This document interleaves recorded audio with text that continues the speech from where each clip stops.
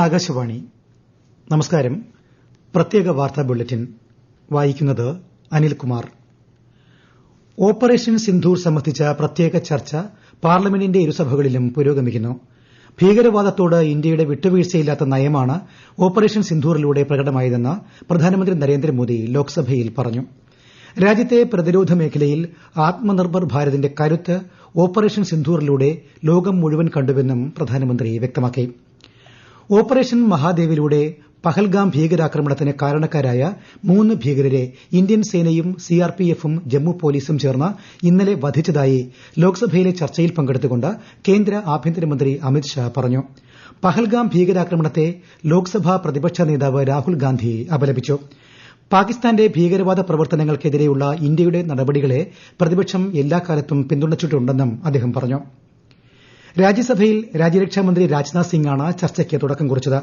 സാധാരണക്കാർക്ക് നേരെയുള്ള ആക്രമണത്തിന് ശക്തമായ തിരിച്ചടി ലഭിക്കുമെന്ന സന്ദേശം ഭീകരർക്ക് കൈമാറാൻ ഓപ്പറേഷൻ സിന്ധൂറിലൂടെ ഇന്ത്യയ്ക്ക് സാധിച്ചതായി അദ്ദേഹം പറഞ്ഞു. പാകിസ്ഥാൻ ഇനിയും ഇത്തരം ആക്രമണങ്ങൾക്ക് തുനിഞ്ഞാൽ ഓപ്പറേഷൻ സിന്ധൂർ പുനരാരംഭിക്കാൻ ഇന്ത്യ മടിക്കില്ലെന്നും അദ്ദേഹം വ്യക്തമാക്കി. ഓപ്പറേഷൻ സിന്ധൂറിനിടെ വെടിനിർത്തൽ പ്രഖ്യാപിച്ചതിൽ കേന്ദ്ര സർക്കാരിനെ രാജ്യസഭാ പ്രതിപക്ഷ നേതാവ് മല്ലികാർജ്ജുൻ ഖാർഗെ രൂക്ഷമായി വിമർശിച്ചു. ഇന്റലിജൻസ് വീഴ്ചയാണ് ഭീകരാക്രമണത്തിന് പിന്നിലെന്നും അദ്ദേഹം ആരോപിച്ചു.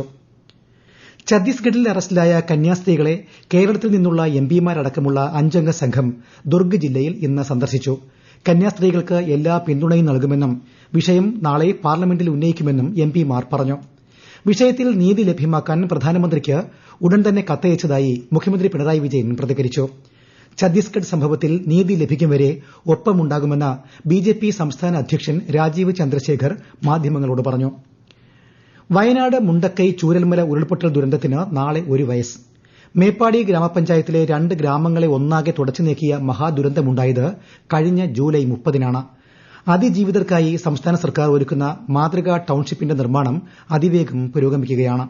കാണാതായ 32 പേർ ഉൾപ്പെടെ 298 പേർ ദുരന്തത്തിൽ മരണമടഞ്ഞതായാണ് ഔദ്യോഗിക കണക്കുകൾ. കേരളത്തെ നടുക്കിയ മഹാദുരന്തത്തിന് 1 വർഷം പൂർത്തിയാകുമ്പോൾ പുത്തുമലയിൽ നാളെ സർവ്വമത പ്രാർത്ഥനയും അനുസ്മരണ സമ്മേളനവും നടക്കും.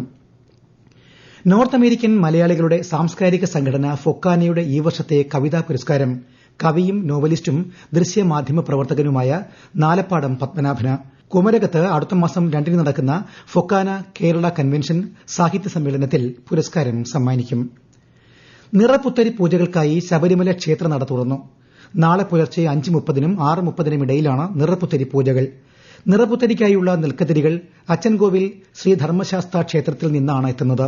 നിറപുത്തരി പൂജകൾ പൂർത്തിയാക്കി നാളെ രാത്രി 10-നാണ് നട അടയ്ക്കുക. തിരുവനന്തപുരം ശ്രീ പത്മനാഭസ്വാമി ക്ഷേത്രത്തിലും നാളെ പുലർച്ചെ നിറപുത്തരി ചടങ്ങ് നടക്കും. കാറ്റിലും മഴയിലും വൈദ്യുതി കമ്പി പൊട്ടി വീഴുമ്പോൾ വൈദ്യുതി വിതരണം സ്വയം നിലയ്ക്കുന്ന സാങ്കേതിക വിദ്യ സംസ്ഥാനത്ത് നടപ്പിലാക്കാൻ കഴിയുമോ എന്ന് പരിശോധിക്കാൻ മനുഷ്യാവകാശ കമ്മീഷൻ കെഎസ്ഇബി മാനേജിംഗ് ഡയറക്ടർക്ക് നിർദ്ദേശം നൽകി. 4 ആഴ്ചയ്ക്കകം റിപ്പോർട്ട് സമർപ്പിക്കാനാണ് നിർദ്ദേശം.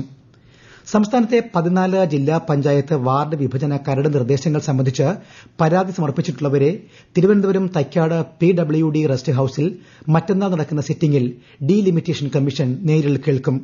14 ജില്ലകളിലായി ആകെ 147 പരാതികളാണ് ലഭിച്ചത്.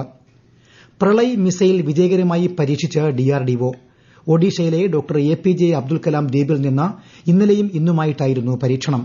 ഇന്ത്യ തദ്ദേശീയമായി വികസിപ്പിച്ച സോളിഡ് പ്രൊപ്പല്ലന്റ് ക്വാസി ബാലിസ്റ്റിക് മിസൈലാണ് പ്രളയ്. പരീക്ഷണ വിജയത്തിൽ രാജ്യരക്ഷാമന്ത്രി രാജ്നാഥ് സിംഗ് DRDOയെയും ഇന്ത്യൻ സേനയെയും അഭിനന്ദിച്ചു. വെടിനിർത്തൽ നിലവിൽ വന്നതിന് പിന്നാലെ തായ്ലാന്റ് കംബോഡിയ സേനാ കമാൻഡർ തല ചർച്ച ഇന്ന് നടന്നു. തായ് ആക്ടിംഗ് പ്രധാനമന്ത്രിയും കംബോഡിയൻ പ്രധാനമന്ത്രിയും ഇന്നലെ മലേഷ്യയിൽ നടത്തിയ ചർച്ചയിലാണ് വെടിനിർത്തലിന് ധാരണയായത്. 5 ദിവസം നീണ്ട അതിർത്തി സംഘർഷങ്ങളിൽ 38ഓളം പേർ കൊല്ലപ്പെട്ടിരുന്നു. സംസ്ഥാനത്ത് മഴയ്ക്ക് ശമനമായി. എന്നാൽ കേരള, കർണാടക, ലക്ഷദ്വീപ് തീരങ്ങളിൽ ഇന്നും നാളെയും മത്സ്യബന്ധനത്തിന് പോകരുതെന്ന് മുന്നറിയിപ്പ് നൽകിയിട്ടുണ്ട്.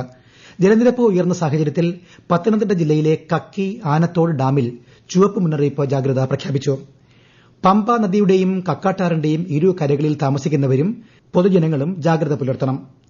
ജല അതോറിറ്റിയുടെ അറ്റകുറ്റപ്പണി നടക്കുന്നതിനാൽ നാളെ രാവിലെ 7 മണി മുതൽ രാത്രി 7 മണി വരെ Thiruvananthapuram Nandavanam bakery, Oottukuzhi, secretariat, Manjalikulam road, Ayurveda college, Gandhariamman Kovil road, Mele Thampanoor, Pulimoodu എന്നിവിടങ്ങളിൽ ജലവിതരണം തടസ്സപ്പെടും. പ്രത്യേക വാർത്താ ബുള്ളറ്റിൻ കഴിഞ്ഞു. അടുത്ത വാർത്താ പ്രക്ഷേപണം നാളെ രാവിലെ 6:45-ന്.